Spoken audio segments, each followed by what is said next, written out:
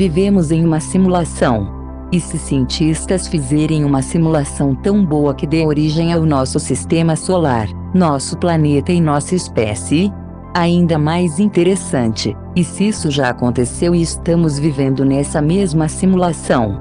Pouco antes da pandemia, os cientistas estavam trabalhando em simulações realistas do nosso universo.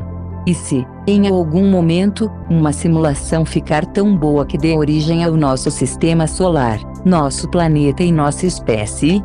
Ainda mais interessante, e se isso já aconteceu e estamos vivendo nessa mesma simulação? Muitas figuras populares acham que isso não é apenas possível, mas provável, enquanto outras dizem que é quase impossível. Quem está certo?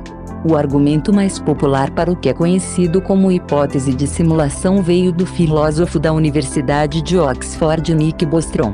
Em um artigo de 2003, ele colocou da seguinte maneira: se havia uma chance substancial de que nossa civilização chegasse ao estágio pós-humano e executasse muitas simulações de ancestrais, como é que você não está vivendo uma simulação dessas? Ele seguiu isso com uma fórmula esquisita do paradoxo de Fermi, que expõe o número provável de todos os observadores com experiências do tipo humano, pessoas como você e eu, com base no número de civilizações que sobrevivem para atingir um estágio pós-humano, o número de simulações que essas civilizações executariam e o número de pessoas reais que viviam em uma dessas civilizações.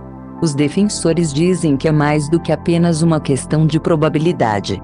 As leis da física não parecem tão diferentes do código em um programa, segundo alguns, e é provável que, com tempo suficiente, uma civilização suficientemente avançada possa triturar os números e produzir uma simulação que imite a existência e o comportamento de cada partícula do nosso universo.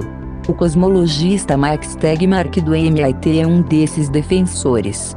Se você observar como esses quarks se movimentam, as regras são inteiramente matemáticas, tanto quanto podemos dizer, disse ele.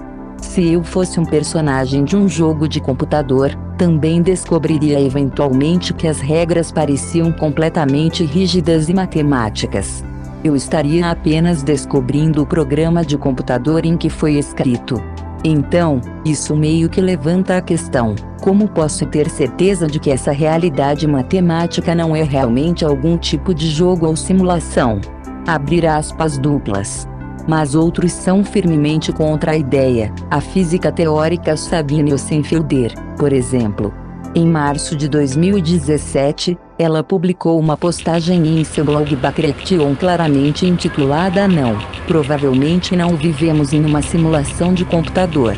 Entre os físicos, a hipótese da simulação não é popular e isso é por uma boa razão. Sabemos que é difícil encontrar explicações consistentes para nossas observações, escreveu ela.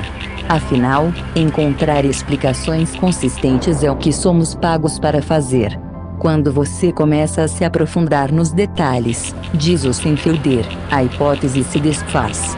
Se o universo é uma simulação de computador, deve ser feito de bits como qualquer programa de computador.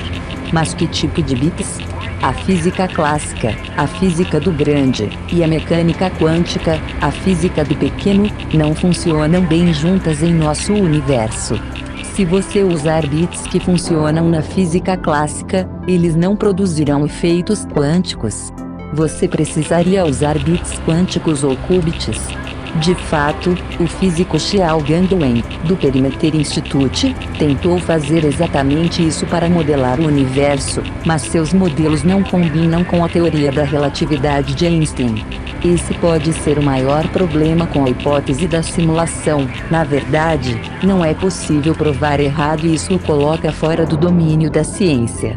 Certamente não teremos provas experimentais conclusivas de que você não está em simulação, disse David Chalmers, professor de filosofia da NYU, no debate de 2016.